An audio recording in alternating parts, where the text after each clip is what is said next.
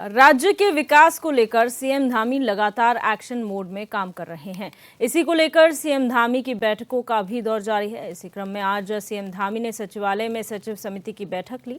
इस बैठक में मुख्य सचिव से लेकर सचिव स्तर के सभी अधिकारी मौजूद रहे, जहां सीएम धामी ने सभी को जरूरी दिशा निर्देश दिए।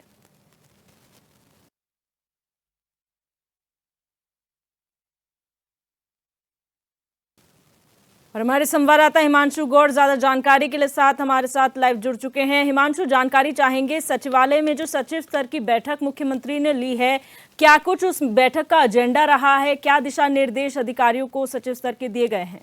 जी बिल्कुल मैम, जिस प्रकार से सचिवालय में आज सचिव स्तरीय जो समिति है उसकी बैठक हुई है, क्योंकि प्रदेश में इस समय आप हालातों की बात करें, चाहे आपदा हो चाहे आपदा प्रबंधन हो, तमाम ऐसे मोर्चे हैं। इसी के साथ ही निकाय चुनाव में परिसीमन में जिस प्रकार से हेरफेर हुआ है, तमाम ऐसे जो ज्वलंत मुद्दे हैं उसको लेकर आज सीएम धामी ने सचिवालय में अधिकारियों की बैठक की है और कहीं ना कहीं उसको लेकर अधिकारियों को दिशा निर्देश दिए गए हैं। चार धाम यात्रा को सुचारू रूप से शुरू करना हो, आपदा पीड़ितों का पुनर्वास हो, मुआवजे की बात हो, विस्थापन हो, तमाम ऐसे जो है काम इस समय होने हैं और उसको लेकर कहीं ना कहीं सीएम धामी ने आज समीक्षा बैठक की है। मुख्य सचिव राधा रतूड़ी के समेत ही अन्य जो अधिकारी थे वो इस बैठक में मौजूद रहे। अपर सचिव हो, संयुक्त सचिव हो, तमाम सचिव स्तर के जो अधिकारी हैं, इसी के साथ ही आपदा सचिव हो, विद्युत सचिव हो, पेयजल सचिव हो, ऐसे तमाम अधिकारी, पीडब्ल्यूडी सचिव हो, उनको ये दिशा निर्देश दिए गए हैं कि आप चार धाम यात्रा हो, चाहे आपदा प्रबंधन हो, आपदा पीड़ितों को जो है राहत एवं बचाव कार्य जो है, ऐसे तमाम मोर्चों पर जो है अधिकारियों को ग्राउंड जीरो पर रहने के निर्देश दिए गए हैं। क्योंकि सीएम धामी जो है स्वयं ग्राउंड जीरो पर, चाहे टिहरी की बात हो चाहे केदार घाटी की बात हो, तमाम ऐसे स्थानों पर जो है सीएम धामी खुद ग्राउंड जीरो पर जाकर जायजा ले रहे हैं और ऐसे में अधिकारियों को भी निर्देश किया गया है कि आप ग्राउंड जीरो पर जाइए, जो है आपदा पीड़ितों की जो भी समस्या है उसका आप तत्काल प्रभाव से निदान कीजिए। ऐसे तमाम दिशा निर्देश इस बैठक में दिए गए हैं। अच्छा, हमेशा से ये बात कही जाती है कि ब्यूरोक्रेसी उत्तराखंड में हावी है। हाल फिलहाल में ये मुद्दा विपक्ष ने भी उठाया कि अफसरशाही हावी है और यहाँ पर मंत्रियों की सुनी नहीं जा रही। क्या इस मुद्दे को लेकर भी चर्चा की गई है इस बैठक में? जी बिल्कुल, जिस प्रकार से विपक्ष लगातार ये आरोप लगाता आया है कि उत्तराखंड में अफसरशाही जो है हावी है और कहीं ना कहीं जो सत्ता पक्ष के विधायक हो, चाहे हमने देखा है पुरोला विधायक दुर्गेश्वर लाल हो, चाहे पूर्व विधायक हो, तमाम ऐसे विधायक जो हैं वो स्वयं ये कहते हैं कि अधिकारी हमारी नहीं सुनते। इससे पूर्व पीडब्ल्यूडी मंत्री सतपाल महाराज ने भी एक बार ये बयान जारी किया था कि अधिकारी, उनके विभाग के अधिकारी जो हैं उनकी नहीं सुनते। तो कहीं ना कहीं अफसरशाही पर नकेल कसने के लिए भी एक पहल की गई है। सीएम धामी लगातार अधिकारियों को साथ मॉनिटरिंग कर रहे हैं। कहीं पर अधिकारियों की कोई चूक होती है तो अधिकारियों के विरुद्ध भी अब सख्त कार्रवाई वो की जा रही है। अधिकारियों को ये निर्देश किया गया है कि किसी प्रकार की लापरवाही अब बर्दाश्त नहीं की जाएगी। प्रदेश की जनता के हितों के साथ किसी भी प्रकार की जो खिलवाड़ है वो बर्दाश्त नहीं की जाएगी। अधिकारियों को ये निर्देश कहीं ना कहीं सीएम धामी लगातार दे रहे हैं और अधिकारी अफसरशाही जिस प्रकार से हावी प्रदेश में थी उस पर नकेल कसने के लिए लगातार सीएम प्रयास कर रहे हैं, चाहे अपने स्तर से हो चाहे अन्य मंत्रीगण हो, उनके साथ अधिकारी किस प्रकार से समन्वय बनाए। क्योंकि राज्य के विकास में इस समय वर्तमान परिस्थितियों को देखिए तो हर मोर्चे पर जो है स्वयं मुख्यमंत्री या जो है नेता वो नहीं पहुंच पाते हैं और ऐसे में अधिकारियों को ये निर्देश दिए गए हैं और साफ स्पष्ट रूप से सीएम धामी ने कहा है कि अगर आप ग्राउंड जीरो पर किसी भी प्रकार की लापरवाही अधिकारी करते हैं तो उनके विरुद्ध सख्त से सख्त कार्रवाई की जाएगी। अच्छा, लापरवाही की जहाँ तक बात है हिमांशु, हायरार्की हर स्टेट में होती है, हर एडमिनिस्ट्रेशन में होती है, सबकी जवाबदेही यहाँ पर तय की जाती है। यहाँ पर सचिव मौजूद थे, तमाम विभागों के मुख्य सचिव मौजूद थी। ऐसे में अगर किसी भी विभाग में अधिकारी अगर लापरवाही बरतते हैं तो क्या सचिवों पर भी गाज गिर सकती है, उनको भी उनका खामियाजा भुगतना पड़ सकता है और क्या कार्रवाई की बात कही गई है? बिल्कुल मैम, अगर अधिकारियों की मैं बात करूं तो इसमें स्वयं मुख्य सचिव राधा रतूड़ी हो, आपदा सचिव हो, चाहे पीडब्ल्यूडी सचिव हो, मुख्यमंत्री आपदा सचिव विनोद कुमार सुमन हो, तमाम ऐसे सचिव लेवल के अधिकारी थे। उनको विभागों की समीक्षा रिपोर्ट मंगाई गई थी, विभागों ने किस प्रकार से आपदा के दौरान काम किया है। क्योंकि केदार घाटी में एक बड़ी त्रासदी इस समय हमने देखी है। इसी के साथ ही दूरसंचार हो, विद्युत आपूर्ति हो, पेयजल आपूर्ति हो, तमाम ऐसी व्यवस्थाएं जो है उसको दुरुस्त करने की बात कही गई है और सचिवों को भी स्पष्ट निर्देश दिए गए हैं कि अगर आप अधिकारियों की नहीं सुनते या निम्न स्तर के जो अधिकारी होते हैं उनकी नहीं सुनते तो सचिवों के विरुद्ध भी कहीं ना कहीं दंडनीय कार्रवाई इस समय मुख्यमंत्री पुष्कर सिंह धामी ने करने के निर्देश जो है वो अल्टीमेटम कहीं ना कहीं अधिकारियों को दिया है। अच्छा, ये तमाम जो बैठक हुई है, ज़रूरी हो जाता है ये सुनिश्चित करना कि विभाग किस तरीके से काम कर रहे हैं, और विभाग में सबसे पहले बताए बजट की कौन सा कितना पैसा कहाँ खर्च हो रहा है, इसकी रिपोर्टिंग भी ली जाती है, काम कैसे हो रहा है, इसकी मॉनिटरिंग मुख्यमंत्री हर जगह जाके नहीं कर सकते हैं। तो क्या उस मॉनिटरिंग की भी जवाबदेही तय हुई है? जी बिल्कुल मैम, एक बजट एक बड़ा जो है मसला उत्तराखंड में रहता है। तमाम विभागों में जो है बजट खर्च और किस प्रकार से नियमित रूप से जो बजट खर्च किया जाए, क्योंकि विपक्ष लगातार कहीं ना कहीं आरोप सरकार पर लगाता है कि बजटों की जो बंदरमाट उत्तराखंड में होती है उसको लेकर भी निर्देश दिए गए हैं। क्योंकि आंतरिम अब क्योंकि हो सकता है जो उत्तराखंड विधानसभा सत्र है उसमें आंतरिम बजट सरकार पेश करे। इसी के साथ ही आपदा के लिए विशेष राहत पैकेज की घोषणा केंद्र से होने की उम्मीद है। कहीं ना कहीं विपक्ष भी उसकी मांग कर रहा था, तो अधिकारियों को ये निर्देश दिए गए हैं कि कहीं पर बजट की जो कमी है उसको आप वित्त मंत्री तक पहुंचाएं। वित्त मंत्री उसके बाद अपने स्तर से क्या निर्देश अधिकारियों को देते हैं वो देखना होगा। लेकिन अधिकारियों को जो फाइल है, इसी के साथ ही टेंडर प्रक्रिया, क्योंकि कहा गया है कि अब मानसून जैसे ही खत्म होगा उसके बाद पीडब्ल्यूडी विभाग के अंतर्गत जो टेंडर रुके हैं वो क्लियर किए जाएं। जल निगम के अंदर हर घर जल मिशन जो है उसके जो टेंडर अटके हैं वो तत्काल प्रभाव से वो निकाले जाएं, और लगातार टेंडर की प्रक्रिया इसके बाद, क्योंकि मानसून सत्र के बाद शुरू होनी है, ऐसे में अधिकारियों को बजट की जो है संस्तुति करने के निर्देश भी इस बैठक में दिए गए हैं। जी, बहुत शुक्रिया हिमांशु हमारे साथ जुड़ने के लिए और तमाम जानकारी साझा करने के लिए। मंत्री प्रेमचंद अग्रवाल ने कांग्रेस पर निशाना साधते हुए कहा कि कांग्रेस अपनी हार को स्वीकार नहीं कर पा रही है, इसलिए कांग्रेस के नेता अनर्गल बयानबाजी करते हैं। मंत्री ने कहा कि उत्तराखंड की जनता ने कांग्रेस को 2024, 2019 और 2014 के चुनाव में नकारा था। कांग्रेस को अपना अंतर्द्वंद खत्म कर जनता के हितों की बात करनी चाहिए। बावजूद इसके भी अगर कांग्रेस के नेता आरोप प्रत्यारोप की राजनीति करते हैं तो प्रदेश की जनता 2029 में भी कांग्रेस के लिए सपना बना देगी। विपक्ष के दावे तो सारी सही है। मुझे लगता है विपक्ष को अपनी हार जो है वो पचा नहीं पा रहे हैं, वो किसी को भी मुद्दा बनाते हैं।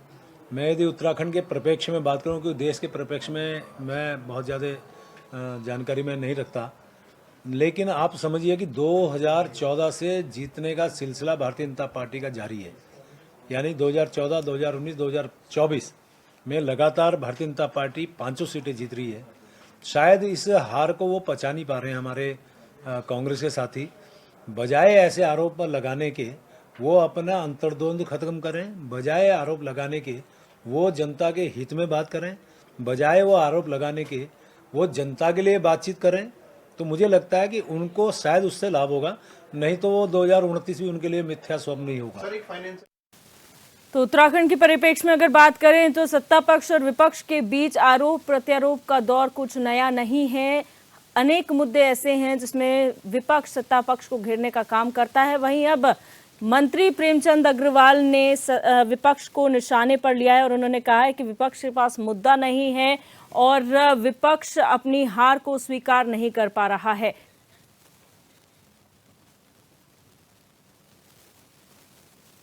और हमारे साथ भाजपा प्रवक्ता सुनीता विद्यार्थी बोराई जुड़ चुकी हैं। मैम, बहुत स्वागत है आपका HNN 24/7 में। जी जी, धन्यवाद। सुनीता जी, जिस तरीके से लगातार विपक्ष सत्ता पक्ष पर हमलावर रहता है, अब खुद मंत्री प्रेमचंद अग्रवाल ही कह रहे हैं कि विपक्ष अपनी हार पचा नहीं पा रहा है, इसलिए कुछ ना कुछ मुद्दा होने चाहिए, किसी भी बात को मुद्दा बना देते हैं। आप कितना इत्तेफाक इस बात से रखती हैं? जी बिल्कुल, हमारे वित्त मंत्री श्री प्रेमचंद्र अग्रवाल जी ने जिस प्रकार से जो बात की है 101% सही है, क्योंकि कांग्रेस पार्टी लगातार प्रदेश के अंदर और देश में भी आप देख रहे हैं कि सभी जगह से इनको हार का सामना ज्यादा करना पड़ रहा है। और यहाँ पे तो कांग्रेस पार्टी का बौखलाने का एकमात्र जो मुद्दा है वो ये है कि ये लोग जिस प्रकार की भ्रष्टाचार की नीति और भ्रष्टाचार करते हुए आ रहे थे, जनता ने इनको सिरे से नकारा है। 2014 में नकारा, 19 में नकारा, 22 में आप देख लीजिए इनका हाल, और अभी 24 में भी इनको मुंह तोड़ जवाब दिया, क्योंकि इन लोगों ने जिस प्रकार से प्रदेश की भोली भाली जनता को ठगा है, जो जनता के पैसों की लूटपाट की है और जो भ्रष्टाचार इन्होंने किया है, जनता बहुत अच्छे से समझ चुकी है और अब इनको सबक सिखाने के लिए तैयार है। अग्रवाल जी ने बिल्कुल सही बात की, क्योंकि वित्त मंत्री अग्रवाल जी देखिए बहुत ही हमारे सीनियर लीडर हैं और बहुत अच्छे से बहुत कम शब्दों में वो अपनी बात रखते हैं और सटीक उनका विश्लेषण होता है। ये खींच है क्योंकि जिस प्रकार से धाकड़ धामी जी का कार्य आप प्रदेश के अंदर देख रहे हैं, तमाम चुनौतियों के कारण होने के बाद भी हमारी धामी सरकार जिस प्रकार से जनता के बीच में है, लोगों के सुख दुख में खड़ी हुई है और हर व्यक्ति के साथ में है। इवन कांग्रेस पार्टी के आज देखिए कि विक्रमादित्य हिमाचल के राजा साहब के बेटे खुद आज अपनी माता जी के साथ में माननीय मुख्यमंत्री जी से मिले हैं और कांग्रेस पार्टी का मुख्य चेहरा हिमाचल प्रदेश का है। तो आप सोचिए कि कांग्रेस पार्टी के लीडरशिप जिस प्रकार से हरीश रावत जी लगातार धामी जी से मिल रहे हैं, बाकी सारे दूसरे प्रदेशों के भी लोग मिल रहे हैं, साफ जाहिर होता है कि धाकड़ धामी की धूम जो है वो पूरे भारत में है और बहुत ही बेहतर उनका कार्य है। उसी को अनुसरण करने के लिए तमाम राज्यों से हमारे पास प्रतिनिधि आ रहे हैं और उत्तराखंड में जिस प्रकार से अग्रणी उत्तराखंड राज्य को बनाने के लिए धामी सरकार प्रतिबद्ध है, उन लोगों के लिए भी एक एग्जाम्पल सेट हो रहा है। जी सुनीता जी, आप बने रहिए हमारे साथ फोन लाइन पर जुड़ चुके हैं कांग्रेस नेता अमेंद्र बिष्ट। अमेंद्र जी, बहुत स्वागत है आपका HNN 24/7 में। जी धन्यवाद दिव्या जी। जी अमेंद्र जी, यहाँ पर वित्त मंत्री प्रेमचंद अग्रवाल का बयान सामने आया है। वो ये कह रहे हैं कि विपक्ष अनर्गल बयानबाजी करता है, वो इसलिए क्योंकि अंतर्द्वंद खत्म नहीं हो रहा और अपनी हार आप लोग पचा नहीं पा रहे हैं। मुझे ये जानकारी नहीं है कि उन्होंने ये किस संदर्भ में कांग्रेस को अनर्गल बयानबाजी का बयान देने वाली पार्टी कहा है, लेकिन मैं सिर्फ इतना कह सकता हूँ कि पिछले कुछ समय से जब से लोकसभा के चुनाव का रिजल्ट आया वो देश के अंदर और उसके बाद उत्तराखंड के 2 उपचुनाव में जिस तरह से कांग्रेस के पक्ष में रिजल्ट आया है, उसके बाद प्रेमचंद अग्रवाल तो बहुत दूर की कौड़ी है, लेकिन इनका जो शीर्ष नेतृत्व है जो दिल्ली में बैठा है वो भी बौखलाया हुआ है और वो इस तरीके की बयानबाजी लगातार कर रहे हैं। उनकी प्रेमचंद जी के संदर्भ में अगर बात करेंगे तो वो इस प्रदेश के वित्त मंत्री है, उनको विधानसभा सत्र आने वाला है उसकी तैयारी पर बात करनी चाहिए। उत्तराखंड राज्य आपदाओं से घिरा हुआ है, उनको उस पर बात करनी चाहिए, लेकिन उनको ऐसा लगता है कि उनके लिए कांग्रेस ही सबसे बड़ी आपदा हो गई है। और फिर उस प्रेमचंद अग्रवाल जी के बयान पर मैं क्या कहूं जो किसी अपने क्षेत्र की जनता के साथ मारपीट पर उतारू हो जाते हैं, जो लात घूंसे चलाने लग जाते हैं, जो फाइटर बन जाते हैं, तो जो जनता को पीट सकते हैं ऐसे व्यक्ति के बयान पर मैं क्या टिप्पणी करूं। लेकिन मैं इतना जरूर कह सकता हूं कि लोकसभा चुनाव में कांग्रेस के परफॉर्मेंस को लेकर के और उसके बाद जो उपचुनाव हुए हैं उसके बाद मुझे लगता है कि इनकी पूंछ पर पैर पड़ गया है राहुल गांधी का ठीक से और ये बिलबिला उठे हैं। अच्छा अमेंद्र जी, ये इस परिप्रेक्ष्य में आया है कि कांग्रेस दावे तमाम करती है कि जनता के मुद्दे उठा रहे हैं, लेकिन वित्त मंत्री का ये कहना है कि आपके पास मुद्दे कुछ नहीं है, आप किसी भी बात को मुद्दा बना देते हैं और यही वजह है कि 14, 19 और अब 24 में भी आपको हार का सामना करना पड़ा। अंतर्द्वंद थी तो 2029 में भी यही हाल हो सकता है। देखिए, कांग्रेस कभी मंदिर के मुद्दे पर चुनाव नहीं लड़ती, कांग्रेस कभी पाकिस्तान के नाम पर चुनाव नहीं लड़ती। कांग्रेस हमेशा मुद्दों पर, जनता के सरोकारों से जो जुड़े मुद्दे हैं उनको लेकर के चुनाव लड़ती है। चुनाव का रिजल्ट भले ही हार में रहे चाहे जीत में रहे, लेकिन मुद्दों की राजनीति करती है। और हाल में ही आप उत्तराखंड के संदर्भ में अगर कह रहे हैं तो आज तक की जो सबसे बड़ी पैदल यात्रा जो निकाली गई है किसी भी राजनीतिक दल द्वारा उत्तराखंड के भीतर पिछले 20-24 सालों में, वो कांग्रेस पार्टी के अध्यक्ष करण महाराज जी के नेतृत्व में निकाली गई है। आज तक इतनी लंबी यात्रा देश के भीतर नहीं हुई जितनी लंबी यात्रा भारत जोड़ो यात्रा, भारत न्याय यात्रा माननीय राहुल गांधी जी के नेतृत्व में निकाली गई है। तो जनता के सवालों को लेकर के जनता के बीच में रहने वाली पार्टी है और हमेशा जनता के साथ रहती है, जनता की बात करती है, जनता के सवालों को आगे करती है। और इसलिए भारतीय जनता पार्टी जो भावनात्मक विषयों को भड़का करके, जो जाति के नाम पर, धर्म के नाम पर जो राष्ट्रवाद के, फर्जी राष्ट्रवाद के नाम पर, पाकिस्तान के नाम पर इन मुद्दों को लेकर के चुनाव लड़ती है, तो निश्चित तौर पर मैं ये कह सकता हूं कि सभी, आप भी इस बात को महसूस करते होंगे कि ये धार्मिक भावनाओं को भड़काने वाली पार्टी, हम जनता के सवालों पर चुनाव लड़ते हैं और उसमें हार मिले या जीत मिले, लेकिन हमारे लिए जनता के जो मुद्दे हैं वो बहुत महत्वपूर्ण है। ठीक है सुनीता जी, आपसे एक सवाल करेंगे कि किस तरीके से यहाँ पर बयानबाजियां होती हैं, वो अपनी जगह है, लेकिन किसी के लिए ये कह देना कि दावे खोखले हैं, मुद्दे नहीं हैं, जीत हार अपनी जगह चलती रहती है। आप क्या इस बात से कॉन्फिडेंट हैं कि मोदी जी के नाम पर लगातार चुनाव जीत रहे हैं? क्योंकि पिछले कुछ समय में देखा है कांग्रेस का परफॉर्मेंस बेहतर हुआ है, चाहे लोकसभा चुनाव में हो या फिर 2 उपचुनाव में देखा। देखिए दिव्या जी, हमने कभी नहीं कहा कि ये राहुल गांधी के नाम पे चुनाव ना लड़े। भारतीय जनता पार्टी मोदी जी के नाम से अगर चुनाव लड़ती है तो हमारे लीडर हैं और विश्व गुरु बनने की राह में हमारे माननीय प्रधानमंत्री श्री नरेंद्र भाई मोदी जी हैं, तो उनकी अगुवाई में हम क्यों नहीं लड़ेंगे। और दूसरी बात, इनको किसी ने मना नहीं किया राहुल बाबा के नाम पे चुनाव लड़ ले। और दूसरी बात, ये जो सनातन धर्म की यहाँ पे बात कर रहे हैं, ये जो अभी पद यात्रा बोल रहे हैं कि हमने सबसे लंबी पद यात्रा की, ये भूल गए जब उत्तराखंड प्रदेश बनाना था तो हमारे लोग नीति माणा से पैदल चलकर खुद नदियां पार करके लखनऊ पहुंचते थे, मुजफ्फरनगर पहुंचते थे, क्योंकि इनके लिए वो मुद्दे वाकई खोखले थे, क्योंकि इनको प्रदेश के साथ कोई लेना देना नहीं था, प्रदेश की जनता के साथ कोई लेना देना नहीं था। ये हमेशा देखिए प्रदेश के निर्माण के भी ये विरोधी रहे, ये प्रदेशवासियों के भी विरोधी में रहे, और हमारे सनातन देवी देवताओं की तो इन्होंने टूल्स बना लिया है कि इस प्रकार से हम चोट करेंगे तो इनको लगेगी। बात ये है, अमरिंदर जी भी बहुत यहाँ पे मैं कहूंगी कि सज्जन व्यक्ति हैं, लेकिन देखिए इनका तो कितना दुर्भाग्य है कि इनको यही नहीं पता कि इनके करण मारा या इनके लीडर क्या नकल बयान कर रहे हैं और ये यहाँ पे बाइट देने आ जाते हैं। पता ही नहीं किस परिप्रेक्ष्य में बातें चल रही हैं, बस उनको बाइट देना है। तो पहले जाकर ये पता होना चाहिए कि क्या विषय है। और 24 आवर्स हम रिप्रेजेंटेटिव हैं, हमको पता होना चाहिए किसने क्या बोला, किसने क्या नहीं बोला। अभी यहाँ पे देखिए, बिल्कुल माननीय वित्त मंत्री जी ने जो बात कही है, सोले आना सच है, क्योंकि ये लोग खुद धर्म की कर के ऊपर राजनीति करते हैं। देखिए हम राजनीति धर्म संगत करते हैं, लेकिन ये लोग धर्म में राजनीति करते हैं। इन सबको मालूम है कि यहाँ पे हमारा जो हिंदुत्व है और जो हमारे हिंदुवादी विचारधारा के लोग हैं, उनके लिए तो इनको चोट करना ही है, क्योंकि इनको तुष्टीकरण की राजनीति करनी है। आप एक भी मुद्दा बता दीजिए इनका। ये पैरों के छाले दिखा रहे हैं, इनको शर्म नहीं आती उस करण मारा को।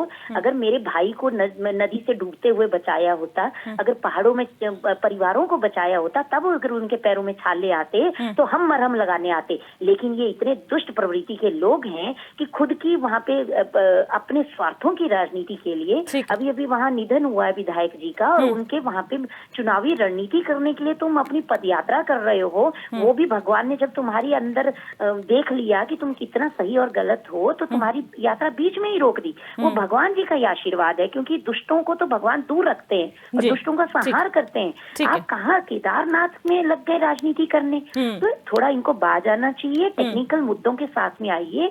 रोज जो जनता से जुड़े हुए मुद्दे हैं, जनता की जरूरतें हैं, उनके विषय में बात करिए कि अगर हम लोग कहीं पे कमियां हैं, हम उनको मजबूती से ठीक करेंगे। लेकिन आप ये सब चीजें अब करना छोड़ दीजिए। जनता आपको जान चुकी है और आपके दोहरे चरित्र को भी जान चुकी है। तो हरीश रावत हो, करण मारा हो, यशपाल आर्य हो, प्रीतम जी हो, इनका अंतर्द्वंद है ही है। सब लोग अलग अलग गुट में, इनके अलग अलग दिशा में हैं। कोई इनका एक मीटिंग बता दीजिए जिसमें इनके सारे जो हैं वो संगठन के लोग हों, एक नहीं मिलता है। तो ये तो देखिए किसी से छिपा नहीं है। और यही इनकी मैं कहूंगी कि अंतिम जो वो रहता है ना, पार्टी खत्म होने की यात्रा, ये होने वाली है। ठीक है सुनीता जी, आपका भी और अमेंद्र जी आपका, आप दोनों का बहुत शुक्रिया हमारे साथ जुड़ने के लिए और अपनी बात रखने के लिए।